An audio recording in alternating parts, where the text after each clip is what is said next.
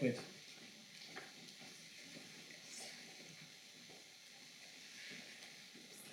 I know we don't have too long, so I won't be able to go into great detail about this.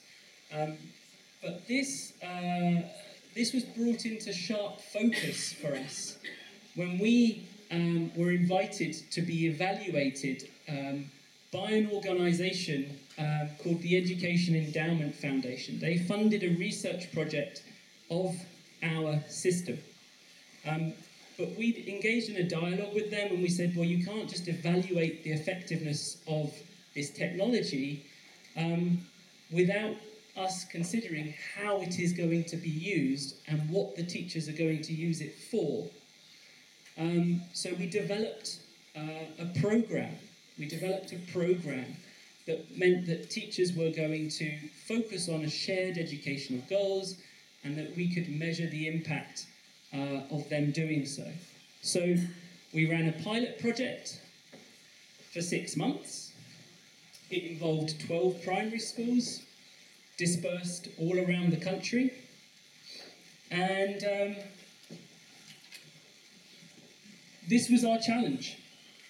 We had to think about, when being evaluated, how we onboard the teachers in this project, how we could do it experientially, so without having to go and deliver training and workshops, how could we get them to just use the technology and develop this cultural change based on trust, openness, tolerance and collaboration. How could we do that? How could we build a program that does that? How could we build a program where the content was very general so that all teachers could access it and it would be relevant to them? And then finally, within the program, how do we get them to develop noticing and observational skills as well? So it was a big challenge for us. We needed to address all of these things in order to get a positive evaluation from this research. What we realised is that we didn't just need to train them on the technology separately, manage change separately, and provide them with a program based on a specific area of practice separately, but actually we could combine these three things together into one program in order to change teacher attitude, their approach to learning and practice, and eventually do the same for the pupils. This was our sort of theory of change, if you like. So what was our area of focus?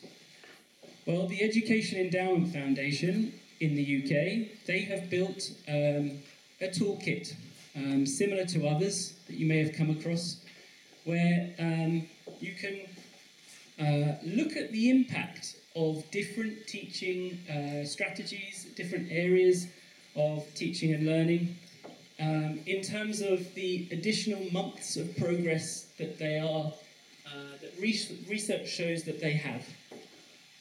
You can also filter by the cost of these things and the strength of the evidence.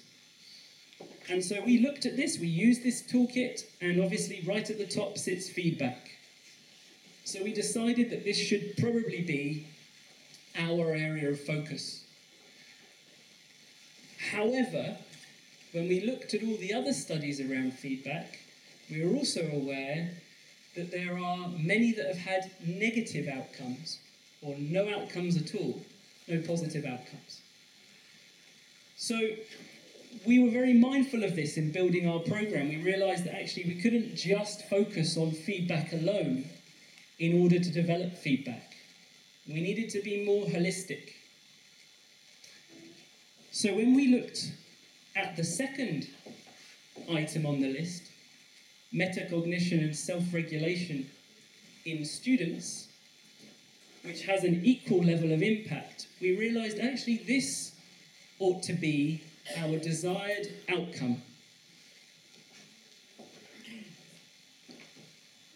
In other words, we started to map what we wanted to achieve based on our desired outcome. So independent learners, independent students, is what we wanted to try and develop in this program. And working back from there, we realised that if we could help teachers develop their feedback so that it was more about self-regulation and more task-related, that maybe we could achieve higher levels of independent learning.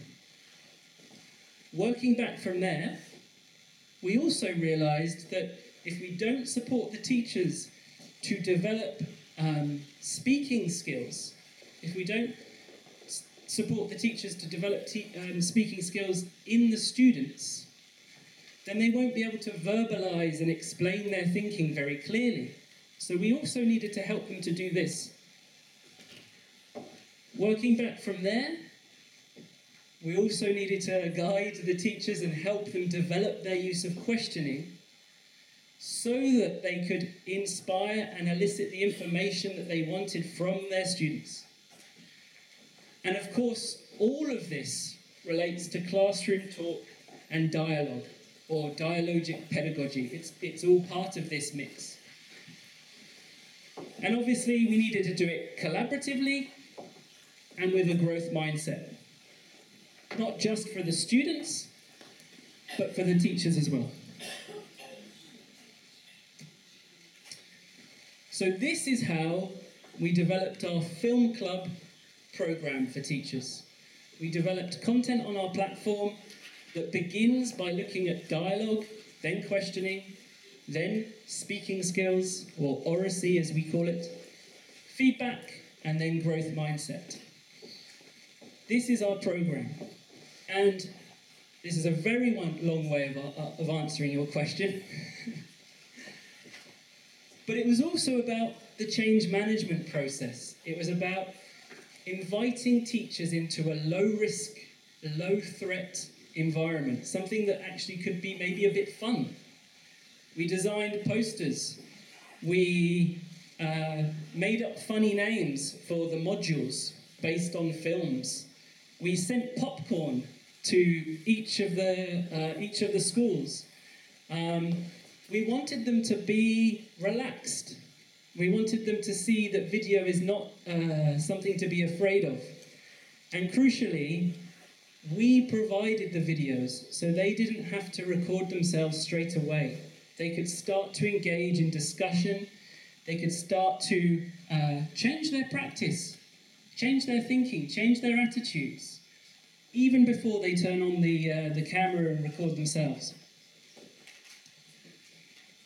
Really importantly was Adam's work, Adam Lefstein, Ben-Gurion University. We contacted him at the time. He was working, he just finished working at the University of Leeds in the United Kingdom. And I'd read his book, and I thought it was inspirational. I thought the idea, the notion that we could think differently about practice, about best practice, that we could use video as stimulus material for discussion and for dialogue. And we could look at real practice examples to do that. I think we're too short on time to play this short clip. But essentially he explains that teaching's too complex for best practice, for a one-size-fits-all approach. And actually what we need is professional dialogue, a variety of different opinions and ideas, and to become more adaptive as a result, to hone our skills so that we know which skill to use and when to use it in the classroom. And for us that was key. So all of the video material is real classroom practice examples, not best practice. And again, this helped with the change management process. It was less of a threat to those teachers. It wasn't about trying to measure up to a very, very high standard of teaching or trying to mimic that particular approach. It was about thinking about my own practice in relation to what I was seeing and hearing and discussing. Yeah. Thank you. Sure. We have 10 minutes left. I would suggest I will say something about the relevancy to what they do at the academy. Yeah, maybe. And then some questions from the audience. Yes. Okay. Alan. I will say it in English, but then I will continue in Hebrew. That will be faster. Just go for it. I'm talking about how to use it with your tutors, with Madapim, okay? They did something with the University of Finland. What's the name of the university? Yeah, Good luck. yeah, or something like this. Yes. And they checked how many days of travel can you save for each tutor if you use this platform. The average saving of each tutor per year was 40 days of traveling, because Finland is very big. But some of the colleges and universities here deal with a very large distribution around Israel. Let's say Ohalo, Oranim, Achva, Kei, and other places. Imagine the time you can save just giving your students the ability to upload their sessions and use technology in order to enhance the time. This is number one. Number two, I went to one of the fine colleges in Israel and asked them, how many times do you go and watch each student? And they said, unfortunately, we can do it only 5 times per year. Because it's very difficult, you know, you have to deal with many students very scattered all over Israel. Using this technology can help increase dramatically the number of sessions that you can monitor and discuss. Number 3, the Best Foot Forward project with Howard that Andy and Christo were part of the team with Harvard University, showed that teachers feel that it's more fair, the usage of video, instead of just talking about what we saw from our memory. When there is an evidence, which is video evidence, the student, the teacher feels that it's much more professional than just let's talk what we think we saw and we discuss it from our memory. I think about the potential we've been today with the simulation centers. We think about the potential with professional development in many organizations like Branko Weiss, like Chotam, like Chalutz Chinuchi, like a lot of NGOs in Israel, and the potential you can do in order to improve what we do good right now, but we can do it even better. The technology, and this is something always people ask, it's very cheap. באופן יחסי. You don't need this fancy kit, but it's nice to have one in your college, or a couple of them in your college and your school. You can use every equipment, every cell phone, and to purchase, it depends on how many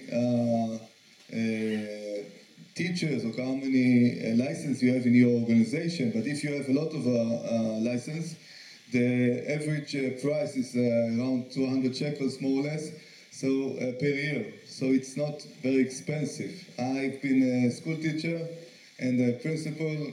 This is a price a school manager can afford.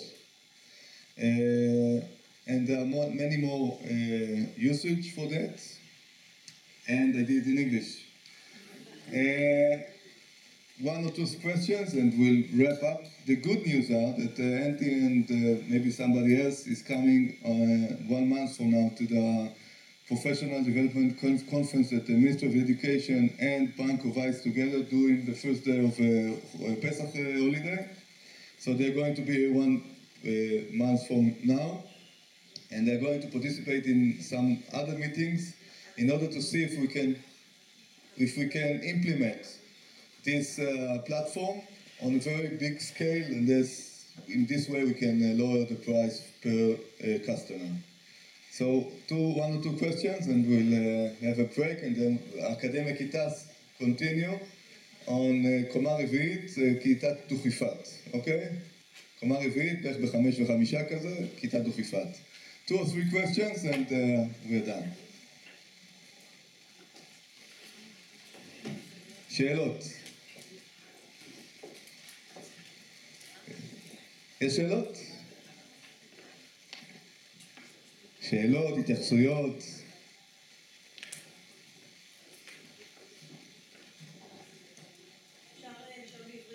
כן, כן. אני שואלת לגבי האפשרות המעשית ליצור פלטפורמה בעברית, אם אנחנו מדברים על המכללות וכולי, שתתמוך במכללות ובסטודנטים Edney from Ohalo has asked about supporting this platform with Hebrew. Yes.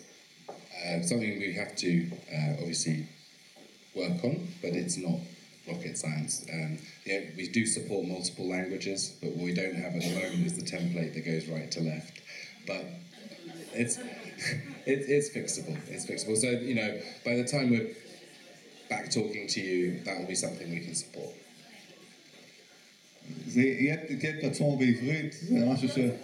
לא מתרגם, אני רק תומך. כן, עוד שאלות. יש כבר חיבור. There is a Moodle connection already. It's built in within the so you can put it in everywhere when you use it, the Moodle in your colleges, universities. There's a thing called LTI, which means that you can use Moodle but pull videos in from this platform, etc.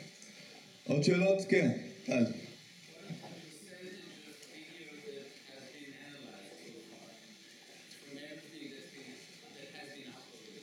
So in terms of, okay, so... Because I can imagine someone putting a camera in their classroom, but then you won't have the time to analyze just every class that you do. Yeah, of course. The first thing is that we record the whole lesson, but genuinely using that editing tool is the first step, taking a 5-minute section of it and then looking at it with a very particular focus. The 0.75% of the videos that are uploaded onto the platform are shared. So we know that people are sharing video. The reason I say this is we have no visibility of the use of the system apart from case studies and the metrics data. Each video attracts 2 comments on average. So that shows that there must be a proportion of videos that aren't being commented on, but that commenting and collaboration and discussion is part of the usage of the system. And then I think something like 50% of the videos, something like 25 to 30% of the videos have the instruments tools applied to them. Those tools tend to be used more as part of very focused programs, and then things like the notes, the comments, tend to be used just part of people's reflection and collaboration activities. Does that help? Yeah. I want to thank. I had the pleasure of spending 4 very stressed days with Andy and Christoph. We've been to Engedi and did a hike, and we went to the school over there in Engedi with Ben, the principal. Then we've been to the Be'er Sheva with the laboratory of Ben Gurion. Yesterday we've been with Eyal and Branko Weiss and the old city, Machne Yehuda. And today it's a long day meeting a lot of very interesting NGOs and partners and the simulation center in Bar Ilan. And tomorrow we're going to meet Inat Rom and Merav Zarbi from the R&D of Ministry of Education and the Democratic School in Modi'in. And then at 3 o'clock they fly. So it's really intense. So first of all, it's a privilege being with them, with you. And I want to thank you very much for spending time with us and coming to Israel.